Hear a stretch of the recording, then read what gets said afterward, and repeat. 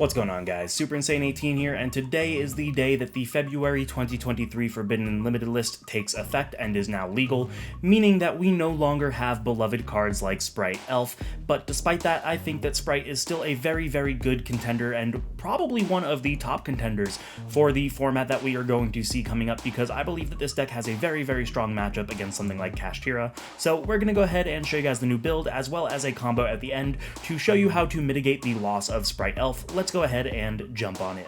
So to start off the deck, we are still, of course, playing 3 copies of our Spright Blue. There is no reason we would not play 3 of this. This is the best Spright name in the deck. Potentially second best only to the Spright Jet, which we are also playing at 3 copies. This is just obviously standard. These are the best starting cards that you have in your deck, aside from Starter itself. We are back on 2 copies of Spright Red. Now, if you've been a longtime fan of this channel or you've seen any of my previous Spright builds, you'll know that I still think that Spright Red is objectively correct at 2, and obviously that's just my opinion, but I've always thought that 2 was the correct number, and a lot of builds recently have only been playing 1. My reasonings for playing 2 are obviously if you have something like a starter set and your opponent Dark Ruler no mores you, you will be able to go into a second copy of Red, but not just that, because the new combo does require an additional name, not necessarily a name, but an additional body on board that is a level 2. I think that bumping up the Spright count by putting back in the second Red definitely helps the consistency of the deck. Then we have our 1 copy of Carrot, as well as our 1 copy of Pixies. Those are just pretty standard. I think Pixies is really good this format because it helps you get rid of threats you otherwise wouldn't be able to get rid of by just being able to attack over them with your level 2 monsters.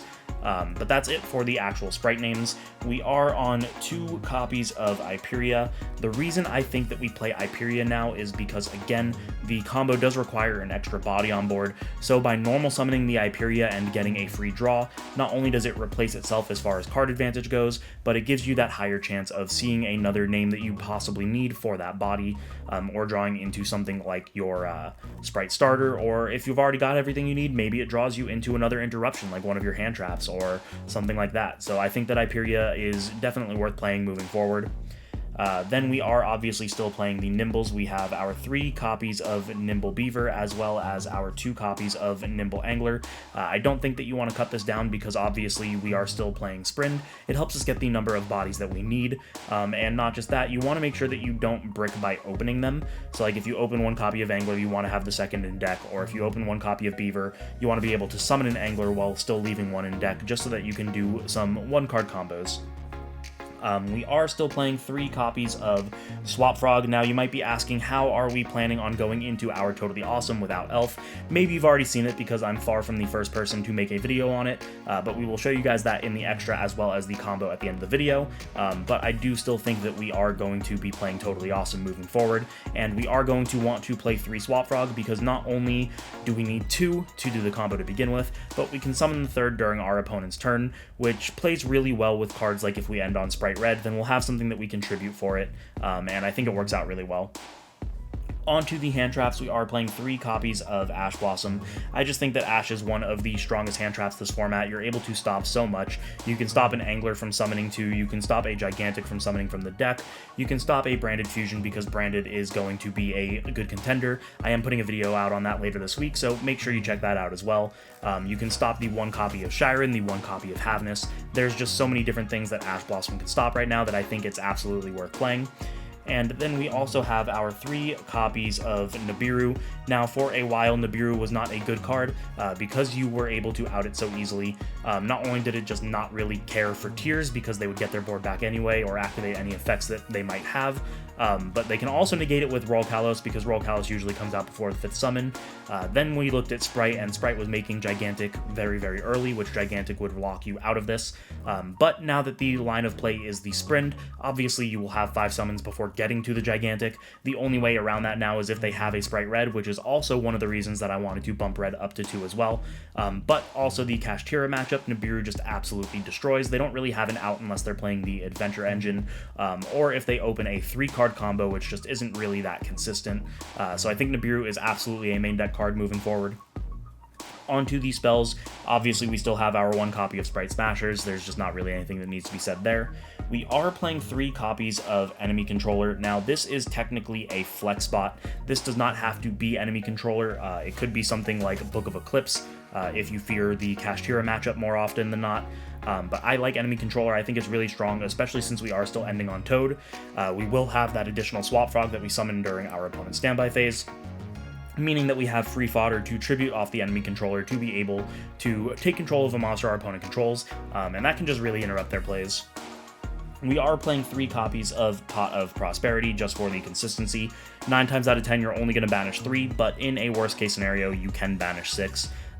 The deck is really consistent as is, this just adds that little bit of extra consistency. And finishing off the spells, obviously we have 3 copies of Spright Starter. This is our deck-specific E-Telly. There's no way we're not playing any more or any less than 3 unless it's on the list, and as long as it's not on the list, there will always be 3 in this deck. Onto the traps, we have our 1 copy of Double Cross. Double Cross is more important now than ever before because this is the only way we are able to Toad twice in a single turn. What we used to be able to do is we used to be able to use Double Cross as a 3rd Toad, but more often than not you were probably using it as an interruption against Tier Limit since it was a Tier 0 format. You were able to get rid of whatever tier was trying to fuse out of the grave, but now we're pretty much just using it to reborn our own Toad just for a 2nd Omni Negate. And then we have our 3 copies of Infinite Impermanence, rounding out the deck at 40 cards. This is just an additional hand trap / interruption. Really good card to have right now. Let's show you guys the extra. So obviously with the new changes on the ban list, we no longer have our copies of Elf, so we did have to make quite a few changes in the extra deck, and let's show you guys what they are. Obviously we are still playing 2 copies of our Gigantic. This is just standard. I considered bumping it to 3, but I don't really see a situation in which we'll ever really need 3, so 2 is probably still just correct. We only played 2 before. I don't see a real reason to play a 3rd now. We do have our 1 copy of Totally Awesome because we are still able to make it in this combo. Again, I will show you guys that at the end of the video. So yeah, we are now back on Cat Shark. Cat Shark was a card that I never wanted to cut, but a lot of builds were cutting, so I just kind of followed through and cut it. But I think it's really important to be able to just make your Gigantic 6400 attack and swing over things, and it really helps you go for game. We have our 1 copy of Gin Buster. This is kind of like a Diet Toad. Obviously it's only for a monster negate, but it's pretty easy to make in combo lines where either you get de-shifted and you don't have access to your graveyard, meaning that you're not going to be able to use Swap Frogs effectively, or even if you have enough extenders, you can end on both Toad and Gin Buster, so I think it's just worth having. We are still playing the Onibimaru Soul Sweeper. I think that this card is really good right now. Obviously, I've always thought it was really good. I was always a big proponent of this in Spright, but not only is Fluwandery still going to be a contender despite losing the Barrier Statue, this card is really good against something like Kashtira because it forces them to use their Arise Heart Banish when they might not want to use it. Because if you make the Onibimaru Soul Sweeper and activate its effect to banish the Rise Heart, they're pretty much forced to do it on the summon of Onibimaru before you actually use it. Otherwise, you get rid of their Arise Heart, so I think that this is a really good card moving forward.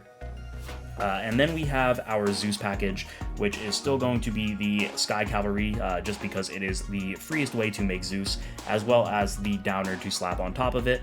And we are now playing double copies of Zeus. Now, you're probably seeing a lot of this lately, and if you don't know why, it is for the Kashtira matchup. Kashtira will hard lose to a well-placed Zeus. So because they know that, 9 times out of 10, if they look at your extra deck with a card like Mind Hacker, they're going to be ripping these Zeus out of your extra deck. So you want to make sure that you play multiple copies just so that you can still Zeus them if they were to do that. And now you might be asking, well, if you're afraid of Mind Hacker, why are you not playing 2 copies of Toad?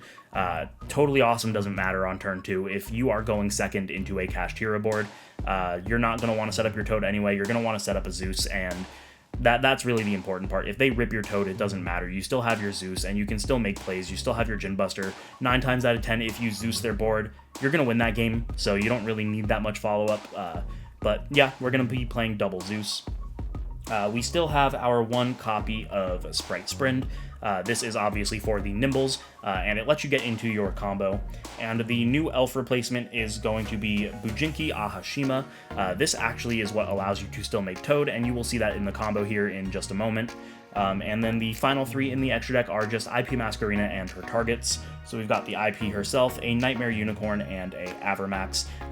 In scenarios where we aren't able to go into our Toad play, or again, maybe we got Dimension Shifted or something like that, making an IP Masquerena into the Avermax is really, really hard for a lot of boards to out. So it's just kind of a really good thing to have. And then the Nightmare Unicorn is just generic utility. So let's go ahead and show you guys the combo. Alright guys, so here is the new combo. Now there are so many different ways into it, so I can't feasibly go over all of them in one video. So I'm just going to opt to show you this one, which uses blue and starter, but again, there are so many different ways into this. As long as you can get the proper number of bodies on field, that's really all that matters. I'm sure you guys are smart enough to figure it out on your own. So we're going to show you guys how it works. We're going to start by going ahead and activating starter, and this is going to summon out our red from our deck. We can then go ahead and special summon out our blue and activate blue's effect to add our copy of Jet. Now we can go ahead and special summon out our Jet, and Jet will activate its effect to add our Double Cross. Now this is why it's important, because typically you only needed 2 monsters to go into the sprint, but we do require an extra body for this combo, like I mentioned in the profile. So we're going to go ahead and we are going to link away the Jet and the blue, and this is going to go into our copy of Sprint, a little bit out of frame, but you guys see it. We're going to activate the effect of Sprint, and this is going to send our copy of Nimble Angler from our deck to the graveyard, and then activate the effect of the Nimble Angler to summon out our copies of Nimble Beaver.